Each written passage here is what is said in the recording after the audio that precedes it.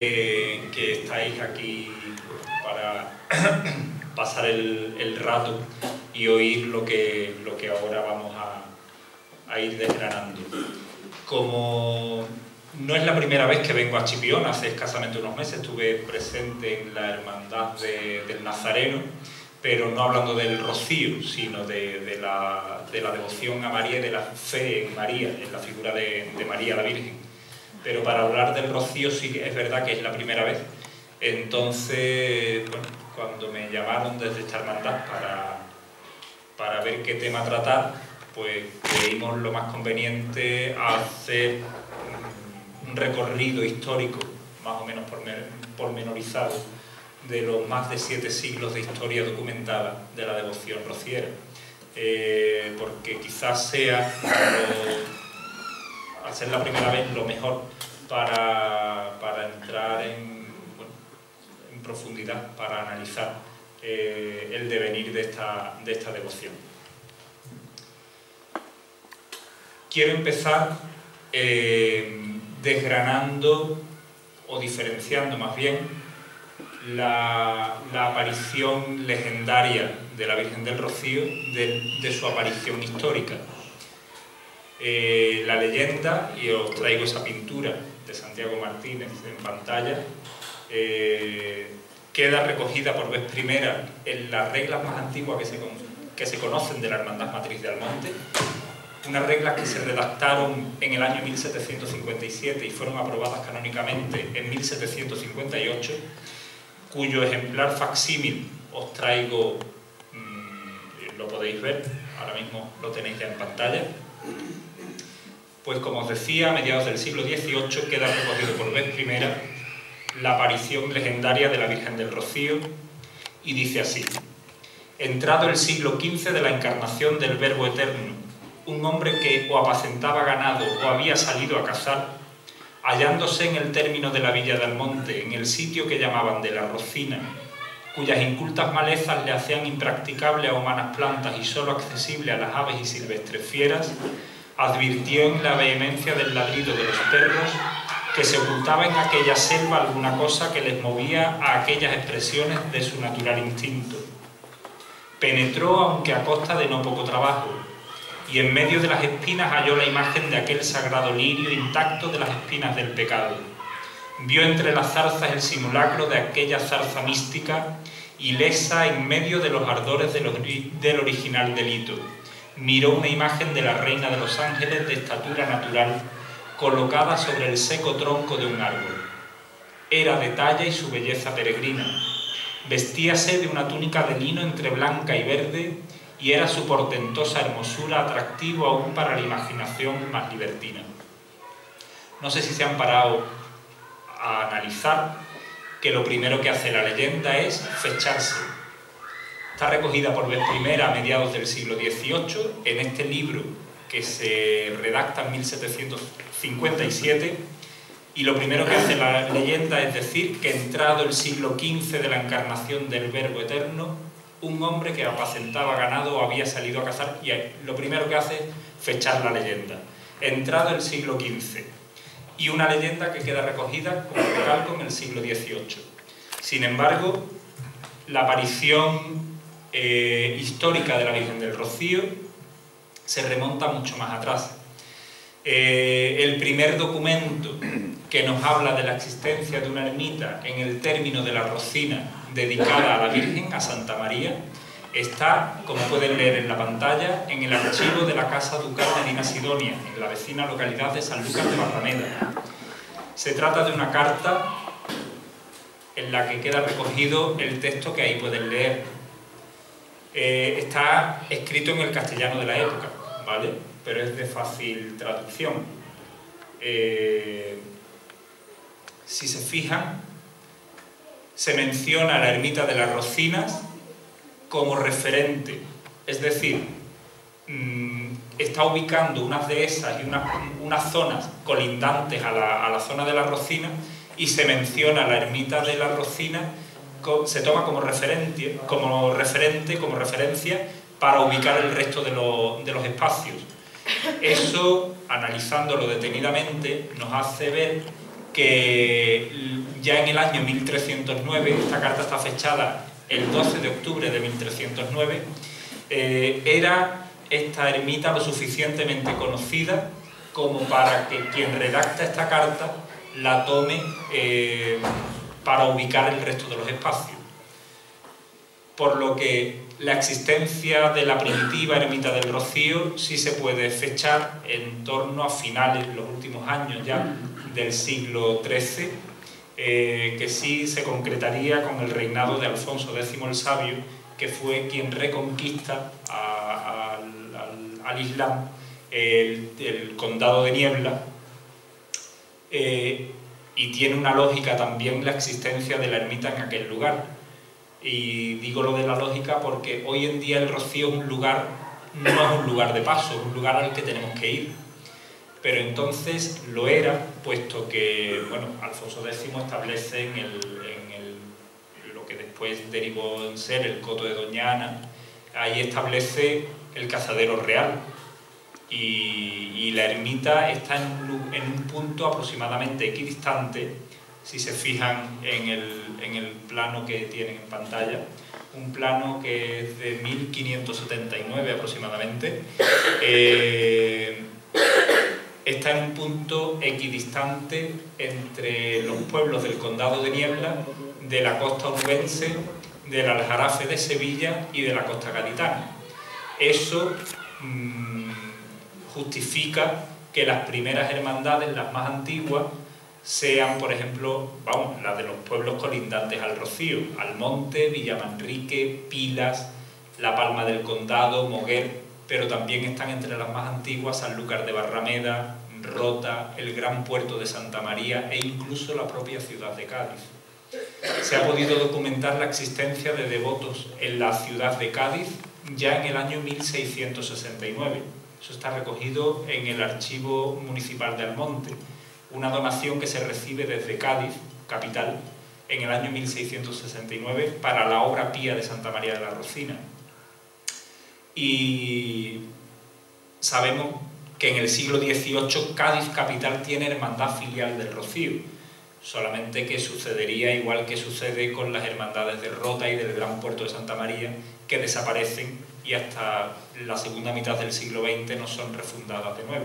La única que perdura así es Sanlúcar de Barrameda.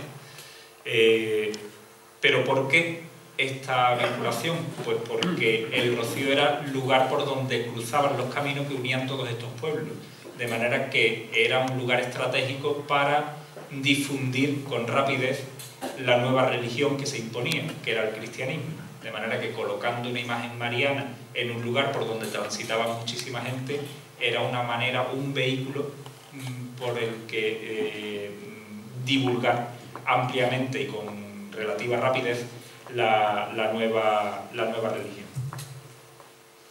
Como detalle os traigo una imagen aérea del Rocío de hace escasamente año y medio, para que vean que el Rocío a finales del siglo XVI no aparece recogido en el mapa.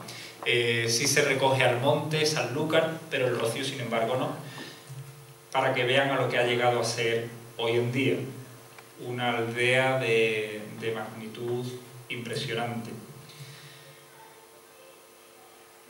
Esto que tienen en pantalla es una imagen, una fotografía del testamento de un personaje que fue para el devenir histórico del Rocío crucial. Me estoy refiriendo a Baltasar III. A muchos os puede sonar porque, bueno, tiene una calle en el Rocío, pero es un personaje al que realmente la historia rociera no le ha hecho justicia aún, teniendo en cuenta la importancia que tuvo en el Rocío hasta hoy en día. Baltasar III, hijo de sevillana y de cordobés, vive en el siglo XVI y, bueno, hace la carrera de Indias, como tanta gente en la época, se va a América a hacer fortuna y la hace su fortuna allí y allí fallece. Pero antes de fallecer, en el año 1587, redacta su testamento en la ciudad de Lima, capital del Perú, cuando Lima aún no tenía el nombre actual de Lima, sino su nombre primitivo, que era Ciudad de los Reyes.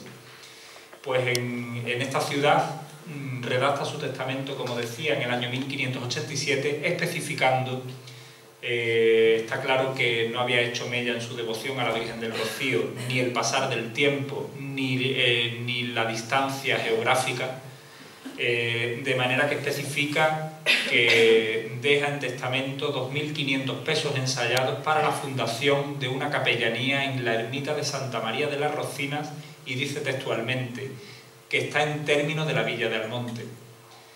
Él fallece unos 8 o 10 años después, y hasta 1610, tengan en cuenta las comunicaciones como estaban, como eran, y hasta 1610 no llega su dinero, el dinero de su testamento no llega hasta la villa de Almonte. Desde Almonte hubo que delegar en una persona para ir a Sevilla, a la Casa de la Contratación, a recoger el dinero que había llegado de América.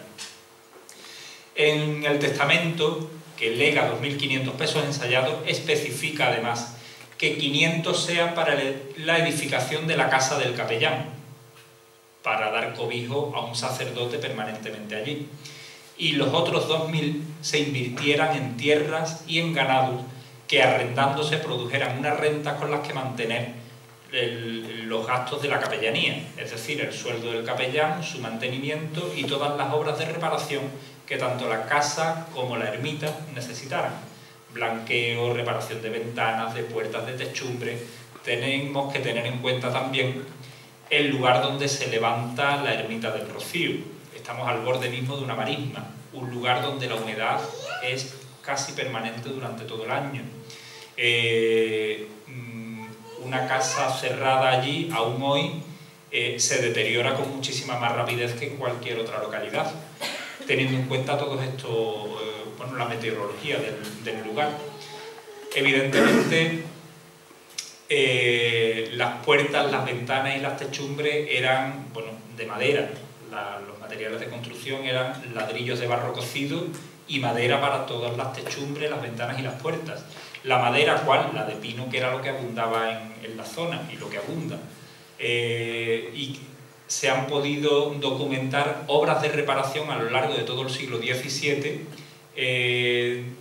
que oscilan entre los 8, 10, 12 años a lo sumo, de reparación de todos estos elementos que os decía, teniendo en cuenta que, bueno, la madera es un elemento natural y su proceso de putrefacción es más o menos rápido, y que allí se adelanta además teniendo en cuenta la humedad de la zona.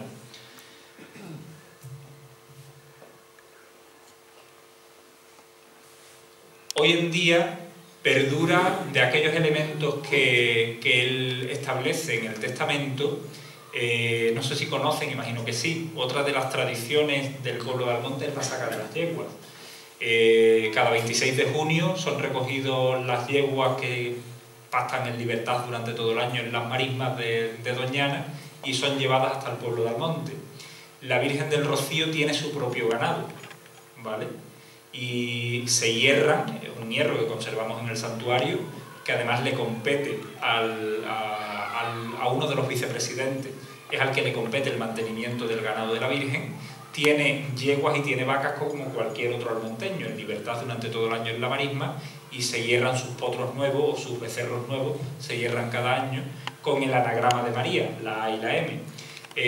No creo que os coja muy de sorpresa que, bueno, eso es una herencia que tenemos aún todavía del testamento de Baltasar III, firmado en Lima en el siglo XVI, pero aquí en la provincia de Cádiz sí tenéis otras advocaciones marianas que también tienen tierras y tienen ganado. Dícese la Virgen de los Santos, quiero recordar, en Alcalá de los Azules, o incluso la Virgen de la Luz en Tarifa, ¿no? Corríjanme si me equivoco. Y vamos adelantando.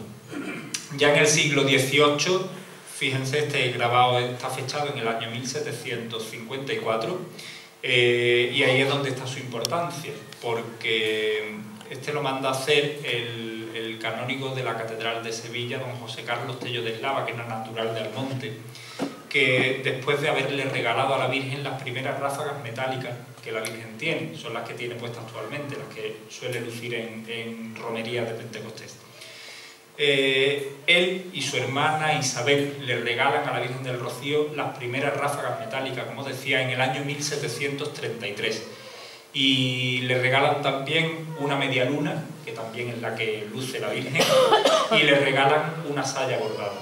De todos los elementos, lo único que nos quedan son los metálicos, la media luna y las ráfagas. Evidentemente, los textiles son elementos que también se pasan antes y, bueno, pues al final, con el paso del tiempo, pues terminan desapareciendo. Las ráfagas y la media luna sí se conservan y son las que luce la Virgen en Pentecostés, porque son las mejores que tiene y son de plata sobre dorada y se le suele poner para su fiesta. La importancia de este grabado radica en la fecha, 1754. ¿Por qué? Pues porque en 1755, el día 1 de noviembre, Día de Todos los Santos, es cuando se produce lo que todos conocemos como el terremoto de Lisboa. Un terremoto que tiene su epicentro en la capital portuguesa, pero que, bueno, hasta esta zona llegan los efectos. Y la ermita del Rocío también lo sufre. De tal manera que la documentación que conservamos en el archivo de la Casa de la Hermandad Matriz nos ponen de manifiesto, según los términos en los que se habla, cuánto debió sufrir aquel primitivo edificio religioso, teniendo en cuenta que se llega a hablar de reconstrucción de aquel edificio. Por tanto, la primera imagen que tenemos de aquel edificio primitivo del Rocío, de aquella ermita de Santa María que se mencionaba en la carta que se conserva en Sanlúcar, es aquella que se ve en el ángulo superior izquierdo de la imagen y que en la siguiente os extraigo para que la vean más de cerca. Es un edificio que, según recoge las reglas primitivas, estas mismas de la Hermandad Matriz de Almonte, dice que tenía 10 varas de largo. Una vara, la vara castellana, era un elemento de medida que medía en torno a los 83 centímetros y medio, 89 centímetros, variaba según la zona. Podemos decir que la ermita tendría de profundidad unos 8 metros y medio, aproximadamente, ¿vale? Eso es cualquier salón o cualquier habitación de cualquier casa. Imagínense lo que sería una ermita de esas dimensiones perdida al borde de una marisma y en medio de un bosque, teniendo en cuenta que hasta la misma ermita llegaba la vegetación. Sería algo minúsculo y, bueno, con una capacidad ínfima. Pues gracias a este grabado conservamos la primera imagen, o la imagen más antigua que se conserve de esa primitiva edificación. Después de esta hubo que reconstruirse, como os decía, porque ese es el término que se emplea en la documentación de la época, y se construye el edificio barroco que se estrena en torno a 1758-1759. Digo en torno a porque no están claras las fechas. Sabemos que en 1755 la Virgen, después del terremoto de Lisboa, fue trasladada al pueblo de Almonte, pero no sabemos exactamente cuándo regresa al Rocío. Sabemos también que entre 1756, que ya es el primer año que está la Virgen en Almonte, y 1758, la romería de Pentecostés se celebra en la localidad de Almonte, porque en el Rocío no había ermita, la ermita se estaba construyendo. Lo que no sabemos con certeza cuándo vuelve la Virgen a su aldea, si es en 1758 o en 1759. Esa primitiva ermita, esa imagen que ven, está tomada hacia 1912, es la misma que ven en la siguiente imagen, solo que a lo largo del siglo XX sufre diferentes obras de reparación, sobre todo motivadas por la humedad que sus paredes tenían. Vuelvo a recalcar que estamos al borde de una marisma y que la humedad del terreno es impresionante. Los problemas de humedades hacen que, bueno, en 1915 se lleven a cabo las primeras obras de reparación y a causa de esas obras se recubra su fachada con losetas de barro cocido. Al mismo tiempo se colocan a cada lado del vano central del balcón, se colocan sendos paneles de cerámica artística bordeados con una orla en la que aparecen diferentes óvalos donde aparecen inscritos los nombres de las hermandades filiales existentes hasta el momento. Esos paneles y esos ladrillos de barro cocido fueron sustituidos en 1942 en la segunda reforma de la ermita con motivo de estas humedades, de manera que el barro cocido fue sustituido por losetas de barro cocido y vidriado, que son las que estáis viendo a color, que además juegan con dos tonalidades de gris, dándole esos dibujos geométricos que veis en la pantalla en la imagen inferior. La fotografía de abajo está tomada en el año 1963, el sábado de la romería, mientras hacía su desfile la Hermandad de Pilas, en el primitivo cajón de madera de la Hermandad de Pilas. Ya hoy en día, si se fijan, la carreta de plata se asemeja, pero es de plata, no es de madera, como sí aparece en esa imagen.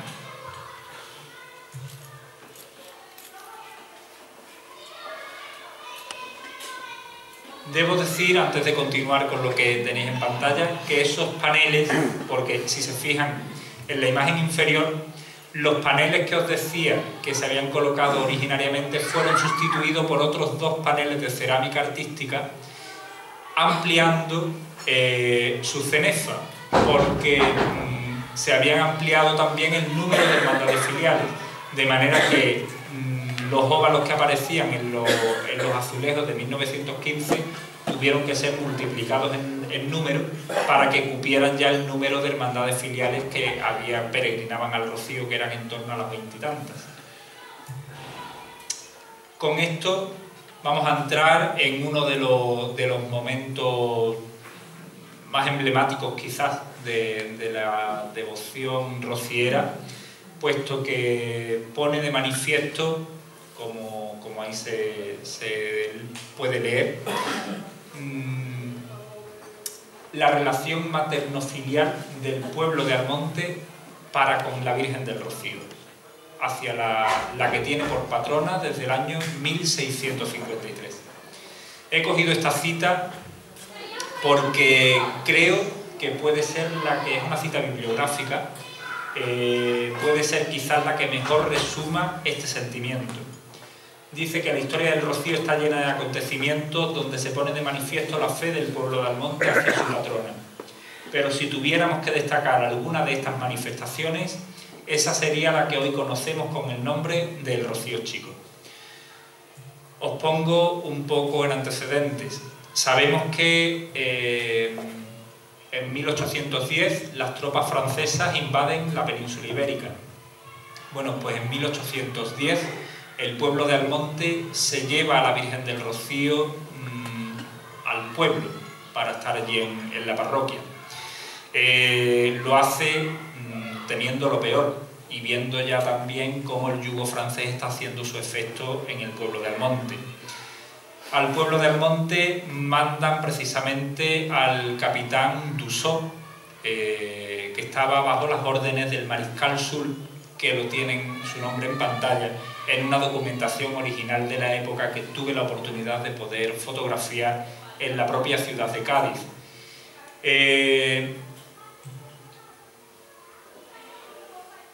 Establece el ejército francés, la milicia cívica, un acuartelamiento en el propio pueblo de Almonte, y lo establece en esta casa que tienen en pantalla. Está justamente, la foto está tomada con esa desviación para que vean la cercanía con la parroquia, ¿vale? Es la casa que está justamente enfrente de la puerta principal del casino, ¿vale? Y está justamente en la manzana de atrás de la parroquia. Eligen esta casa por las dimensiones, evidentemente. Era una casa que se conserva tal cual, por su extenso terreno, pues podía dar cobijo a un alto número de personas, teniendo en cuenta que el destacamento de franceses en Almonte eran 88 soldados más sus superiores. Eran en torno a las 90 personas, 90 y tantas personas, los que podían darse cobijo en esta vivienda. esta casa, que era de don Rafael de Cepeda, hoy en día es de sus descendientes, sigue siendo lo de la familia Cepeda. Bueno, pues a él le expropian la casa y establecen los franceses el cuartel, y bueno, desde allí pues van mandando órdenes al propio pueblo de Almonte. Las órdenes eran siempre pidiendo, y al mismo tiempo que se mandaba una carta de petición, se mandaba una de amenaza, diciendo que si lo que se había pedido en la última carta no era respondido, se tenía que atener el pueblo a lo que el ejército francés quisiera hacer. Entonces, bueno, el pueblo respondía a todas las peticiones que le iban llegando. Le piden cuantiosas raciones de carne diariamente, alta cantidad de vino, de aguardiente, de pan, de cereales para el mantenimiento de los caballos de las tropas, y claro, el pueblo iba respondiendo cada vez que podía. Le pide cabezas de ganado vivo, cabezas de ganado vacuno, cabezas de ganado caballar, que además especifica en la carta que sabemos que tienen muchos y muy buenos, y se lo piden también para las tropas. Y tanto le llegan a pedir que hasta solicitan que la población masculina de Almonte, cuyas edades estuvieran comprendidas entre los 15 y los 65 años, se alistaran al ejército francés. Claro, esto era matar al pueblo de hambre, porque era llevarse a la mano de obra trabajadora, teniendo en cuenta que las mujeres entonces trabajaban solamente en la casa y permanecerían en el pueblo las mujeres, los ancianos y los niños pequeños. La mano de obra que trabajaba y que llevaba el mantenimiento de las casas se lo llevarían los franceses. Hasta ahí el pueblo de Almonte dice que ya no pasa más, y que hasta ahí llegó. De manera que un grupo de 39 patriotas almonteños asaltan el cuartel, 39 patriotas asaltan el cuartel, estando en su interior 88 soldados más los superiores. Tengan en cuenta que los asaltantes eran menos de la mitad de los que estaban en el interior.